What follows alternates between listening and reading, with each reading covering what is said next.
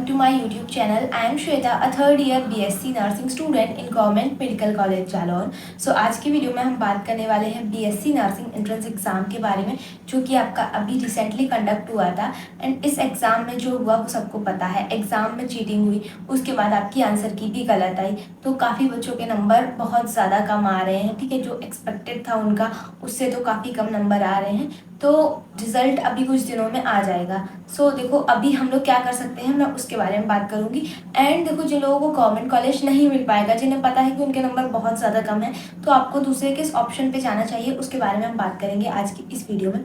So first of all देखो, जिन लोगों को लग रहा है कि आंसर की गलत है, ठीक है, मैं मान रही हूँ गलत है, कोई बड़ी बात नहीं है। जहाँ पे एग्जाम में चीटिंग हो सकती है वहाँ पे आंसर की गलत आना कोई बड़ी बात नहीं है। तो आप लोगों को क्या करना है, अभी ज़्यादा से ज़्यादा संख्या में मेल करो यूनिवर्सिटी को, जो उनकी ऑफिशियल ईमेल आईडी जो उन्होंने मेंशन करी है, ठीक है, फॉर्म में। अगर आपको नहीं मिलती है तो मैं यहाँ पे डिस्क्रिप्शन बॉक्स में भी दे दूँगी, तो वहाँ से आप इसको ज़्यादा से ज़्यादा मेल करो कि हमारे एग्ज़ाम में गड़बड़ी हुई है, हमारी आंसर की गलत आई है। जो स्पेसिफिक तुम्हें क्वेश्चंस याद हैं उन क्वेश्चंस को डालो, और उसके बाद जो आंसर की गड़बड़ हुई है, जो क्वेश्चन नंबर गलत है, वो सारी चीज़ें आप मैंशन करो। और मैं यही बोलूँगी कि ज़्यादा से ज़्यादा मेल करो, सो एटलीस्ट हमारी बात उन तक पहुँचे। तो उन्हें पता सब कुछ है, ये हमें भी पता है कि वो सब जानते हैं, इन्होंने पहले से ये चीज़ बोल रखी थी कि चीटिंग नहीं होगी एग्जाम में। अगर उन्हें ऐसा पता नहीं था तो वो ये चीज़ मेंशन करते ही क्यों, ठीक है। तो उन्हें सब पता है, स्टिल हमें अपनी तरफ से जो हम कर सकते हैं वो हमें करना है। तो हम अभी क्या कर सकते हैं, ज़्यादा से ज़्यादा मेल करो यूनिवर्सिटी को कि ये प्रॉब्लम्स हुई हैं, हमारा रिजल्ट या तो हमारी आंसर की दोबारा रिलीज करो, या फिर जहाँ पे चीटिंग हुई थी उन बच्चों के लिए कुछ करो, ताकि जो बच्चे एक्चुअल में डिजर्विंग कैंडिडेट्स हैं उनको तो कॉलेज मिल पाए, ठीक है। और देखो सबको पता है कि मतलब वहाँ पे चीटिंग हुई थी, बट अभी उसका कुछ वो लोग नहीं कर रहे हैं। तो आपको ज़्यादा से ज़्यादा संख्या में मेल करना है। एंड इसके अलावा जिन बच्चों के वैसे भी नंबर कम आ रहे हैं, कि 60 नंबर आ रहे हैं, ठीक है, 70 नंबर आ रहे हैं, तो उतने में तो गवर्नमेंट कॉलेज नहीं मिलेगा, आपको ही पता है। तो ऐसी कंडीशन में आपको क्या करना है, देखो आईएनसी अप्रूव्ड बहुत सारे प्राइवेट कॉलेज हैं, एंड बहुत सारे प्राइवेट कॉलेज ऐसे भी हैं जो कि आईएनसी अप्रूव्ड नहीं है। बट अगर आपके थोड़े अच्छे नंबर होंगे, लाइक अगर आपके 80-70 नंबर ऐसे हैं, तो आपको अच्छा प्राइवेट कॉलेज भी मिल जाएगा आईएनसी अप्रूव्ड। बट अगर आपके नंबर उतने अच्छे नहीं हैं तो आपको आईएनसी अप्रूव्ड कॉलेज नहीं मिल पाएगा। अब आईएनसी अप्रूवल की बात यहाँ पे करती हूँ मैं। तो आईएनसी अप्रूवल क्या है, आईएनसी अप्रूवल एक आईएनसी है जो हमारा रेगुलेटरी बॉडी है, जो एक अप्रूवल देता है कि इस कॉलेज के पास जो स्पेसिफिक लाइक फैसिलिटीज़ होनी चाहिए वो सारी फैसिलिटीज़ हैं, जैसे कि हॉस्टल हो गया, आपका हॉस्पिटल हो गया, ठीक है, एकेडमिक अच्छा है, तो वो सारी चीज़ें देखता है आईएनसी। और अगर कोई कॉलेज वो स्पेसिफिक क्राइटेरिया फुलफिल करता है तो आईएनसी उसको अप्रूवल दे सकता है कि आप ये नर्सिंग कॉलेज रन कर सकते हो। एंड ऐसा नहीं है कि अगर आईएनसी का अप्रूवल नहीं है तो वो नर्सिंग कॉलेज चलता नहीं है, वो भी चलता है, बट उसके पास ना वो सारी स्पेसिफिक फैसिलिटीज़ नहीं होती, जैसे हॉस्टल हो गया, हॉस्पिटल हो गया, और एकेडमिक भी। तो अगर ये सारी क्राइटेरियाज अगर आपको चाहिए कि कोई अच्छा कॉलेज आपको मिल जाए जो आईएनसी अप्रूव्ड हो, ठीक है, तो उसके लिए नंबर थोड़े से ज़्यादा आपको लाने पड़ेंगे। दूसरी चीज़ ये है कि अगर कॉलेज आईएनसी अप्रूव्ड नहीं मिल रहा है, मान लो हमारे नंबर कम है, तो गवर्नमेंट तो छोड़ो, हमें प्राइवेट भी आईएनसी अप्रूव्ड नहीं मिल रहा है, तो आईएनसी अप्रूवल से क्या होता है कि बहुत सारे ऐसे एग्जाम्स होते हैं, जैसे फॉर एग्जाम्पल अभी मैं नर्सिंग कर रही हूँ, तो नर्सिंग कंप्लीट करने के बाद मैं कुछ ना कुछ तो करूँगी, ऐसा तो है नहीं नर्सिंग करके घर पर बैठ जाऊँगी।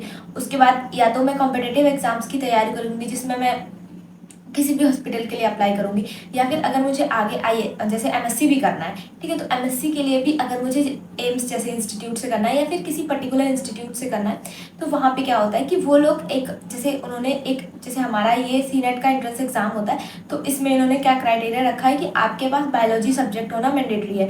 वैसे ही कुछ कम्पिटेटिव एग्जाम्स जो होते हैं उनमें वो लोग क्राइटेरिया रखते हैं कि आप आईएनसी अप्रूव्ड कॉलेज से पढ़े हो तभी आप ये एग्ज़ाम दे सकते हो। बट ये सारे एग्जाम्स में नहीं होता है, बहुत सारे ऐसे एग्जाम्स हैं जिनको आप दे सकते हो। अगर आपका आईएनसी अब कॉलेज आईएनसी अप्रूव्ड नहीं है तब भी आप दे सकते हो। इवन आप नॉर्सेट भी दे सकते हो, अगर आपका कॉलेज आईएनसी से अप्रूव नहीं है, सिर्फ एसएनसी से अप्रूव है, तभी भी आप नॉर्सेट दे सकते हो। और ऐसे बहुत सारे एग्जाम, बट कुछ स्पेसिफिक एग्जाम्स हैं जिनको देने के लिए आपको आईएनसी का अप्रूवल ज़रूरी होता है, ठीक है। तो वो सारे नहीं हैं बट कुछ स्पेसिफिक हैं। उसके अलावा अगर आप चाहते हो कि आपकी नर्सिंग कंप्लीट हो जाए, उसके बाद आप आउट ऑफ इंडिया जाके जॉब करो, तो उसके लिए भी आईएनसी का अप्रूवल लगता है। अगर आपने आईएनसी अप्रूव्ड कॉलेज से नहीं की है अपनी नर्सिंग, तो आप आउट ऑफ इंडिया नहीं जा सकते, आई मीन फॉरेन कंट्रीज में आप नहीं जा सकते। तो ये पूरा आईएनसी का था, ठीक है। उसके अलावा जैसे मान लो कि आपने एक ऐसे कॉलेज में एडमिशन लिया है जो कि गवर्नमेंट तो है ही नहीं, ठीक है, प्राइवेट भी है बट वो आईएनसी अप्रूव नहीं है, तो आपको कुछ स्पेसिफिक एग्जाम्स ऐसे होंगे जो आप नहीं दे सकते, बाकी कहीं पे कोई दिक्कत नहीं आएगी, ठीक है। तो अभी जो टाइम बचा है, जैसे अभी रिजल्ट नहीं आया है, आंसर की में भी गड़बड़ है, तो अभी इस टाइम पे आप क्या कर सकते हो, अगर आपको लग रहा है कि आपके नंबर सच में बहुत ज़्यादा कम है कि आपको प्राइवेट कॉलेज, अच्छा प्राइवेट कॉलेज भी नहीं मिलेगा, तो या तो आप अपना दोबारा से तैयारी स्टार्ट करो, ठीक है, 2027 के लिए। उसके अलावा अगर आपको लग रहा है कि आपके नंबर वैसे तो ठीक थे बट क्योंकि यहाँ पे गड़बड़ी हुई है इस वजह से आपके नंबर कम आ रहे हैं, तो उस केस में आपको क्या करना है, पहली चीज़ यूनिवर्सिटी को मेल करो, डेली मेल करो, ठीक है, जितना तुम मेल कर सकते हो डेली डेली मेल करो ताकि उनके पास हमारी बात पहुँच सके, ठीक है। उसके अलावा आपको क्या करना है, देखो अभी जो टाइम है इसमें देखो कि कौन से कॉलेज आपके नंबर के अकॉर्डिंग आपको मिल सकते हैं, चाहे वो गवर्नमेंट हो या फिर प्राइवेट हो। आप ये देखो कि इस नंबर, जैसे मेरे फॉर एग्जांपल मेरे 97 मार्क्स बन रहे हैं, तो इस मार्क में क्या मुझे कोई गवर्नमेंट कॉलेज मिल सकता है, और अगर गवर्नमेंट कॉलेज मिल सकता है तो कौन कौन से ऐसे गवर्नमेंट कॉलेज हैं जो मुझे मिल सकते हैं, जो लो कट ऑफ वाले कॉलेज हैं, तो मैं उन कॉलेजेस के बारे में थोड़ा रिसर्च करूँगी। कॉलेज में हॉस्टल है, उसके अलावा वहाँ पे एकेडमिक कैसा है, क्या क्या फैसिलिटीज़ हमें कॉलेज प्रोवाइड कर रहा है, और वहाँ पे ट्रांसपोर्ट फैसिलिटी कैसी है, ताकि हम जब एडमिशन ले चुके तो उसके बाद हमें रिग्रेट ना हो कि ये चीज़ तो मुझे पहले से पता ही नहीं थी, मेरे पास तो टाइम ही नहीं था कि मैं इस सब के बारे में पता कर सकूँ। तो ये सारी चीज़ें आपको अभी से देखनी है, अभी आपके पास टाइम है, आराम से ढंग से बढ़िया खूब बैठ के रिसर्च करो, बैठ के यूट्यूब पे वीडियो देखो, कोई दिक्कत नहीं। उसके अलावा जिन बच्चों का गवर्नमेंट कॉलेज में नहीं हो रहा तो आप लोग प्राइवेट कॉलेज में देखो, ठीक है। प्राइवेट कॉलेज भी बहुत सारे अच्छे प्राइवेट कॉलेज हैं। अगर आपको अभी से नहीं पता कि कौन कौन से कॉलेज काउंसलिंग में इंक्लूड है, तो आप प्रीवियस जो लास्ट ईयर का सीट मैट्रिक्स है आप उसको भी देख सकते हो, क्योंकि जो कॉलेज पिछले साल थे वो इस बार तो रहेंगे ही रहेंगे, नए कॉलेज ऐड होंगे नहीं होंगे वो अलग चीज़ है, बट प्राइवेट कॉलेज जो पिछली बार थे वो तो रहेंगे इस बार, तो आप उनके बारे में देखो। एंड अगर आपके लोकल में कोई ऐसा कॉलेज है जहाँ पे आप एडमिशन ले सकते हो, तो उसके बारे में पता करो कि वहाँ पे क्या क्या फैसिलिटीज़ हैं, वो कॉलेज आपको कितनी फीस पे करनी पड़ेगी पूरे 4 साल के लिए। उसके अलावा वो 4 साल के अंदर अगर आप वहाँ से नर्सिंग करते भी हो तो उसके बाद क्या स्कोप है, क्या उस कॉलेज की कोई वैल्यू है, तो ये सारी चीज़ें आपको पता करनी है, ठीक है। एंड जिन बच्चों के नंबर बहुत ज़्यादा कम है तो आपके लिए तो मैं यही सजेस्ट करूँगी, या तो आप दोबारा से प्रिपरेशन स्टार्ट करो। उसके अलावा अगर आपको लग रहा है कि अब नहीं, आप इस एंट्रेंस एग्जाम को ज़्यादा टाइम नहीं दे सकते, तो आप साथ में एडिशनल कोई कोर्स कर सकते हो, जैसे बीएससी वगैरह, या फिर आपको जिसमें इंटरेस्ट है वो कोर्स कर सकते हो। जैसे बहुत सारे बच्चे मेरे पास अभी जो मैसेज कर रहे हैं कि हमारा सेकेंड अटैम्प्ट था और ये लास्ट अटैम्प्ट था। उसके अलावा कुछ बच्चे ऐसे भी हैं जो नीट एस्पिरेंट थे और उन्होंने 2-3 साल अपने नीट में वेस्ट किए, अब उनके पास टाइम नहीं है कि वो अलग से किसी एंट्रेंस एग्जाम के लिए टाइम दे। तो आप किसी भी कोई भी ग्रेजुएट कोर्स कर लो जो आपको इंटरेस्ट हो जिसमें, वो कोर्स कर लो, उसके साथ साथ प्रिपरेशन कर सकते हो कोई, ठीक है। बहुत ज़्यादा आप, ऐसा नहीं है कि आपको पूरा साल बस इसी को पढ़ना है देन ही आपका सिलेक्शन होगा, तो ये सारी चीज़ें आपको देखनी है। उसके अलावा देखो चीटिंग की बात है, री सीनेट की बात है, तो मुझे नहीं लगता कि वो होगा।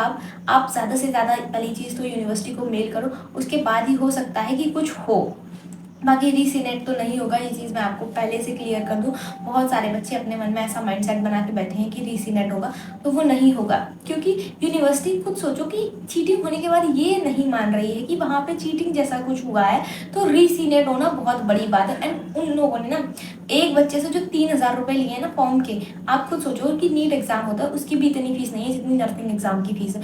उसके बाद क्या करना है इनको, खाली देखो जितना खर्चा होता है एंट्रेंस एग्जाम में मैं मानती हूँ, बट नीट में भी खर्चा होता है, ऐसा नहीं है कि नीट है। और नीट का सेंटर तुम देखो, जो बच्चा जिस डिस्ट्रिक्ट का है उसको उस डिस्ट्रिक्ट में सेंटर मिल जाता है, बट यहाँ पे भी कुछ इन्होंने स्पेसिफिक सेंटर्स बना रखे हैं, बस उसी स्टेट में, सॉरी उसी डिस्ट्रिक्ट में आपको सेंटर मिलेगा, वो चाहे कितना भी दूर हो आपके डिस्ट्रिक्ट से, इनको मतलब नहीं है। तो भाई किस चीज़ में इनका इतना खर्चा आ रहा है। और रही बात रिफंड की, तो ये तो करने वाले नहीं है, कोई बड़ी बात नहीं है कि ये लोग मतलब कुछ भी ऐसा करेंगे जो बच्चों के लिए अच्छा नहीं होगा। लोगों को ना बिल्कुल भी फर्क नहीं पड़ने वाला आपके साथ क्या हो रहा है, आपका फ्यूचर क्या है, कुछ भी फर्क नहीं पड़ने वाला। ये लोग बिल्कुल भी मतलब ऐसे रिएक्ट कर रहे हैं जैसे कुछ हुआ ही नहीं है, जबकि इन्हें सब पता है कि क्या चल रहा है। बट फिर भी, क्योंकि देखो जब कोई पेपर लीक होता है, कुछ भी होता है, तो उसके अंदर जो जो मेन कंडक्टिंग बॉडी होती है उसको सब पता होता है, ठीक है। और उसमें से ही कुछ लोग ऐसे होते हैं जो इन सब चीज़ों में इन्वॉल्व रहते हैं, वरना खुद सोचो कि यूनिवर्सिटी के पास पेपर था तो वो पूरा कैसे सर्कुलेट हो सकता है। सर्कुलेशन छोड़ो, मैं ये भी नहीं कह रही चलो पेपर लीक हुआ है, चीटिंग हुई है इस चीज़ को तो वो माने, पर वो इस चीज़ को भी नहीं मान रहे। आंसर की गलत रिलीज़ की है इसको भी नहीं मान रहे, ठीक है। अभी कुछ दिनों में रिजल्ट रिलीज़ कर देंगे, उसके बाद तो कुछ भी नहीं करने वाले ये लोग। और काउंसलिंग में जो घपला होता है वो तो हर बार का ही है, कुछ नया नहीं है इस बार का जो ये लोग करेंगे। तो आप लोग अभी ज़्यादा से ज़्यादा मेल करो, उससे ज़्यादा देखो हमारे हाथ में कुछ है नहीं, बट जो है एटलीस्ट वो तो करो। एंड पता है आपको, कुछ कुछ स्टूडेंट्स भी ऐसे हैं, अभी एक क्या नाम, मतलब जब हमारी आंसर, मतलब आप लोग के आंसर की रिलीज़ नहीं हुई थी तो उस टाइम क्या था कि मेरे टेलीग्राम ग्रुप में ना एक बच्चा था एंड वो बहुत ज़्यादा परेशान था कि पेपर लीक हो गया है, पेपर लीक हो गया है, सी नेट दोबारा होना चाहिए, री सी नेट होना चाहिए ना, और मेरे नंबर इतने नहीं आ रहे थे, अब मुझे बहुत डर लग रहा है ये वो। उसके बाद जब आंसर की आई तो उस बच्चे के 100+ मार्क्स बन रहे थे। तो उसके बाद बच्चा बोल रहा है कि मैं तो चाहता हूँ कि पेपर बिल्कुल भी ना हो, मेरे नंबर तो अच्छे आ रहे हैं, अभी मुझे कोई मतलब नहीं है, भगवान जी प्लीज़ दोबारा ना हो, मेरा हो जाएगा काम, अगर दोबारा पेपर हुआ तो मैं फंस जाऊंगा, मेरे नंबर अच्छे नहीं। तो अभी तक वो बच्चा इतना परेशान था कि पेपर लीक हो गया, अब जब उसके नंबर अच्छे आ रहे हैं तो उसको फर्क नहीं पड़ रहा कि बाकी लोगों के साथ क्या हो रहा है क्या नहीं हो रहा है। अब वो खुश है और वो चाहता भी है, वो प्रे भी कर रहा है कि अब दोबारा पेपर ना हो। तो देखो मतलब यही है कि थोड़ा सा सेंस ऑफ रिस्पॉन्सिबिलिटी शो करो। चलो ठीक है तुम्हारे नंबर अच्छे आ रहे हैं, बट बाकी लोगों के साथ तो जो गलत हो रहा है उसको तो तुम एक्सेप्ट करो, लेकिन नहीं। तो यही है कि तुम्हारे लिए स्टैंड लेने वाला कोई नहीं है, अपने लिए खुद स्टैंड लो, अपने लिए खुद मेल करो, और जहाँ पे हो सकता है, ठीक है, आवाज़ उठाओ। कोई बात नहीं है कि कोई नहीं सुन रहा है, जब आप 4 बार बोलोगे तो किसी के कान में तो एक बार तो खबर जाएगी ही जाएगी ना। तो यही चीज़ है कि अपने लिए खुद बोलना सीखो और खुद बोलो। बाकी यूनिवर्सिटी नहीं सुनती है वो अलग चीज़ है, बट एटलीस्ट हमने बोला तो है। अगर वो नहीं सुन रहे हैं वो उनकी दिक्कत है, और हर बार का इनका ड्रामा हो चुका है कि अभी कभी कुछ हो रहा है कभी कुछ हो रहा है। तो प्रॉब्लम तो स्टूडेंट्स को ही हो रही है, जिनके पास पैसे हैं वो तो ऑलरेडी आराम से अच्छे कॉलेज में, वो अच्छे प्राइवेट कॉलेज में भी पढ़ सकते हैं। बट मेन प्रॉब्लम किसको होती है, जो नहीं अफोर्ड कर सकते प्राइवेट कॉलेज, जो नहीं अफोर्ड कर सकते इतनी सारी फीस। तो वही चीज़ है कि आप लोग अपने लिए खुद स्टैंड लो, मेल करो यूनिवर्सिटी को ज़्यादा से ज़्यादा। और ये कोई पहली बार का तो है नहीं जो उन्होंने कर दिया है कि अभी ये हो गया है वो हो गया है, वो हर बार का उनका ड्रामा है। कभी भी वो लोग इस चीज़ के लिए रिस्पॉन्सिबिलिटी नहीं लेते हैं कि पेपर लीक हुआ है, या पेपर लीक चलो ये तो बहुत बड़ी बात हुई, चीटिंग हुई है, आंसर की गलत हुई है, बट उसके लिए भी वो लोग कुछ भी नहीं बोल रहे हैं। सो आई होप आपको समझ में आ रहा होगा जो मैं कहना चाहती हूँ, कि यही कि अपने लिए खुद स्टैंड लो। कोई और नहीं आएगा तुम्हारे लिए स्टैंड लेने, और कोई और कितना भी कर ले, आप स्टूडेंट हो, आपके हाथ में पावर है, सबके हाथ में पावर नहीं है, ना ही सब स्टूडेंट है। तो आपके साथ गलत हुआ है तो आप उसके लिए आवाज़ उठाओ, आप मेल करो यूनिवर्सिटी को, बार बार मेल करो, जितना हो सके ज़्यादा से ज़्यादा लोगों को बताओ इस चीज़ के बारे में, और उनसे भी करवाओ ताकि ज़्यादा नंबर्स में उनके पास मेल पहुँचे, और तब तब तो वो कम से कम इस चीज़ पे ध्यान देंगे। सो यही था आज के वीडियो में। आई होप आपको ये सारी चीज़ें समझ में आ रही होंगी जो भी मैं आपको समझाना चाहती हूँ। एंड बात बस इतनी सी है कि आपको बोलना पड़ेगा अगर आप चाहते हो कि कुछ तो हो इस एग्ज़ाम को लेके। बाकी अगर आपको कोई नहीं पड़ी है तो किसी को कोई नहीं पड़ी है, किसी को कोई फ़र्क नहीं पड़ रहा है कि आपका कैसा रिजल्ट आया, आपके कैसे नंबर आए, नोबडी केयर्स। तो अपने लिए खुद स्टैंड लो, बाकी मेल करो यूनिवर्सिटी को ज़्यादा से ज़्यादा। एंड देखो जिन लोगों के नंबर नहीं अच्छे बन रहे हैं तो अभी रिसर्च करना शुरू करो। रिसर्च इन द सेंस देखो कि कौन कौन से कॉलेजेस ऐसे हैं जहाँ पे आप एडमिशन ले सकते हो, जहाँ की फ़ीस आपके अकॉर्डिंग थोड़ी सी अफोर्डेबल है, और जहाँ पे पढ़ाई भी ठीक ठाक मिल रही है, तो आप लोग ऐसे कॉलेजेस के लिए जा सकते हो, चाहे वो गवर्नमेंट नहीं, प्राइवेट ही, आईएनसी अप्रूव्ड हो या नहीं हो, बट आप ये चीज़ देख सकते हो। एंड दोनों में अंतर क्या है वो भी मैंने आपको इस वीडियो में बता दिया है। तो आई होप ये वीडियो आपको समझ में आया होगा। अगर इस वीडियो से आपकी थोड़ी भी हेल्प हुई हो तो चैनल को सब्सक्राइब कर लेना ऐसी ही और इन्फॉर्मेटिव वीडियोज़ के लिए। बाकी मिलते हैं नेक्स्ट वीडियो में, बाय बाय।